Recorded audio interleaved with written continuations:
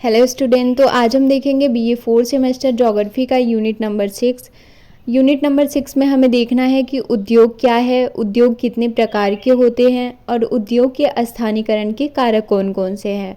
तो फिर हम शुरू करते हैं। फर्स्ट है हमारा उद्योग। उद्योग एक आर्थिक गतिविधि है जो वस्तुओं का निर्माण या सेवाएं प्रदान करने से संबंधित है। उद्योग में मानव कच्चे माल का प्रयोग करके श्रम शक्ति और तकनीकी के माध्यम से आवश्यकता अनुसार पक्के माल का निर्माण करता है। उद्योग को हम अंग्रेजी में इंडस्ट्री बोलते हैं। उदाहरण के रूप में जैसे गन्ने से चीनी बनाना या फिर कॉटन से कपड़े बनाना।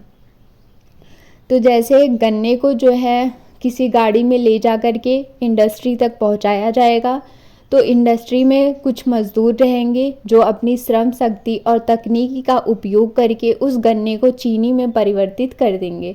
तो ये जिस भी स्थान पर हो रहा है जहाँ पे कच्चे मालों को पक्के माल में परिवर्तित कर दिया जा रहा है, उसे ही हम उद्योग बोलेंगे। समझ आया? उसके बाद हम देख रहे हैं उद्योग के प्रकार।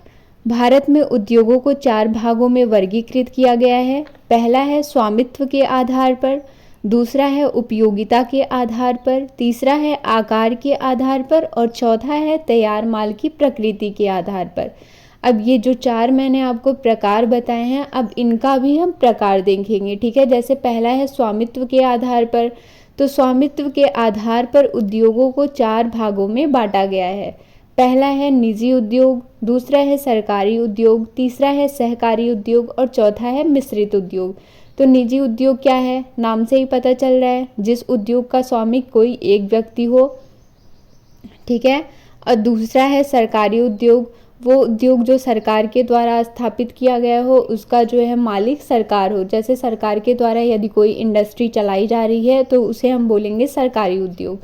और सहकारी उद्योग क्या है? वो उद्योग जहाँ सदस्यों के कुछ समूह आपस में मिल करके उस उद्योग की स्थापना करते। जैसे 2-3 व्यक्ति हैं, वो आपस में बातचीत करके किसी उद्योग को स्थापित करते हैं, तो उसे हम बोलेंगे सहकारी उद्योग। अब उसके बाद मिश्रित उद्योग क्या है? इसमें जो है किसी सार्वजनिक और निजी दोनों व्यक्तियों को एक साथ मिलकर के, इसमें क्या होता है कि कोई सार्वजनिक जैसे सरकार हो गई और फिर सहकारी लोग हो गए और फिर कुछ निजी व्यक्ति हो गए जो आपस में मतलब समझ के बातचीत करके फिर पैसे दे करके कोई एक उद्योग चलाते हैं, तो उसे ही हम बोलते हैं मिश्रित उद्योग। अब उसके बाद सेकेंड है हमारा उपयोगिता के आधार पर। तो उपयोगिता के आधार पर उद्योगों को 2 भागों में बांटा गया था। पहला है आधारभूत उद्योग, दूसरा है उपभोक्ता उद्योग। तो आधारभूत उद्योग क्या है?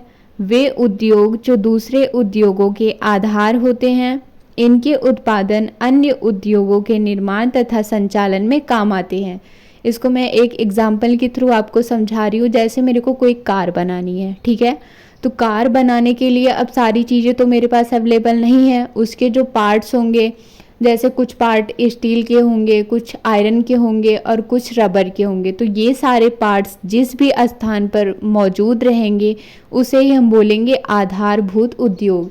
क्योंकि देखो, कार बनाने का जो आधार है, जो पार्ट्स हमें मिल रहे हैं, वो तो दूसरे स्थान पे है।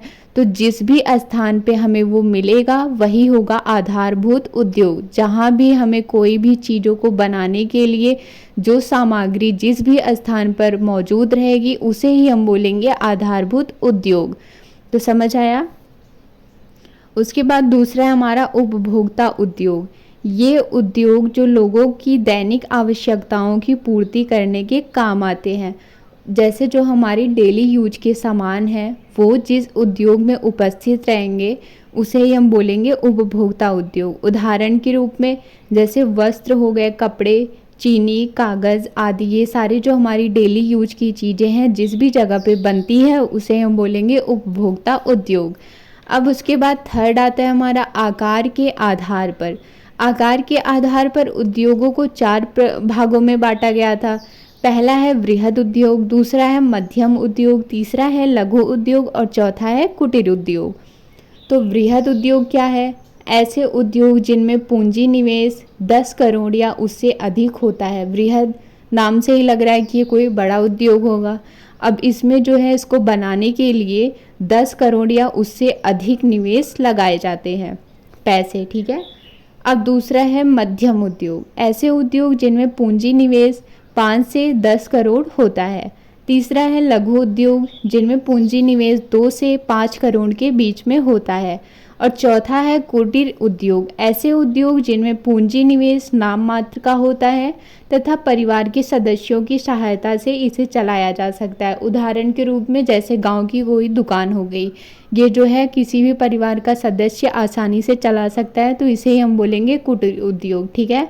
तो उसके बाद चौथा है हमारा तैयार माल की प्रकृति के आधार पर। तैयार माल की प्रकृति के आधार पर उद्योगों को 2 भागों में बांटा गया था। पहला है भारी उद्योग, दूसरा है हल्के उद्योग। भारी उद्योग नाम से ही पता चल रहा है कि इस उद्योग में जो है कोई वजन वाली चीज़ें बनाई जा रही होंगी, जैसे जेसीबी हो गई, कार हो गए और फिर वॉशिंग मशीन हो गई, मतलब जो भी वजन वाली चीज़ें रहेंगी वो इस उद्योग में बनाई जा रही हैं।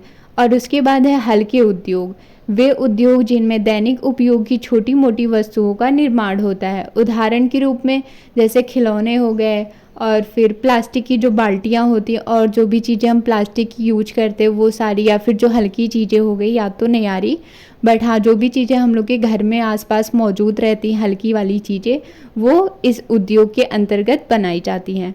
उसके बाद आ गया हमारा उद्योगों के स्थानीयकरण के कारक। ये मोस्ट इम्पॉर्टेंट है, आपके एग्ज़ाम में आएगा ये कि उद्योगों के स्थानीयकरण के कारक कौन कौन से, ये बताइए। तो फर्स्ट है, मतलब आप समझ रहे हो, जैसे कि उद्योग को स्थापित करने के लिए हमें क्या क्या चीज़ें चाहिए होती हैं।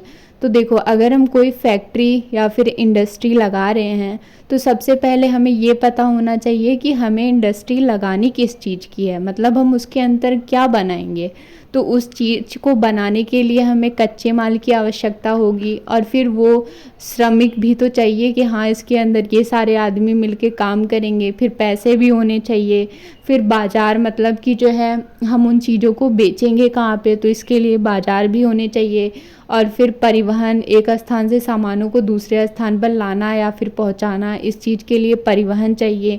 फिर भूमि चाहिए कि हाँ इस जगह पे इंडस्ट्री स्थापित करेंगे, हवा में थोड़ी करेंगे, तो इसके लिए भूमि चाहिए। उसके बाद जल चाहिए, पानी भी तो चाहिए भाई पीने के लिए या फिर जो भी चीज़ें होंगी बनाने के लिए। तो अब ये ऐसे कहानी की तरह तो नहीं लिखेंगे, तो फर्स्ट हम देख लेते हैं कच्चा माल। तो किसी भी उद्योग को स्थापित करने के लिए कच्चे माल की आवश्यकता होती है। और उसके बाद दूसरा है श्रम, इसको आप अपने हिसाब से लॉन्ग आंसर भी बना के लिख सकते हो, मैंने आपको सिर्फ समझाने के लिए छोटा छोटा लिखवा दिया है। दूसरा है श्रम, उद्योगों को कुशल श्रमिकों की आवश्यकता होती है और वे उन्हीं स्थानों पर स्थित होते हैं जहां श्रम आसानी से उपलब्ध हो। और तीसरा है पूंजी, उद्योगों को अपनी स्थापना और संचालन के लिए पूंजी की आवश्यकता होती है। चौथा है बाजार, उद्योगों को अपने उत्पाद बेचने के लिए बाजार की आवश्यकता होती है ताकि वो अपने सामानों को बाज़ारों तक पहुंचा सके और वहां से उपभोक्ता लोग वो सामान खरीदें और उनसे उनकी भी जो है पैसे की कमाई हो सके। और उसके बाद पांचवा है परिवहन, उद्योगों को कच्चे माल की आपूर्ति और तैयार उत्पादों के वितरण के लिए परिवहन की आवश्यकता होती है। छठवां है भूमि, उद्योग की स्थापना के लिए भूमि की आवश्यकता होती है। उसके बाद सातवां आप जल भी लिख सकते हैं कि किसी भी उद्योग की स्थापना के लिए जल की आवश्यकता होती है। अब ये तो हो गया स्थानीयकरण के कारक। तो यहाँ पे यूनिट 6 आपका ख़त्म हो गया है। अगर आपको वीडियो पसंद आई हो तो प्लीज़ लाइक एंड सब्सक्राइब कर देना, और अगर इससे रिलेटेड आपको कोई डाउट हो तो मेरे से आप पूछ लेना कमेंट में। ठीक है, थैंक यू।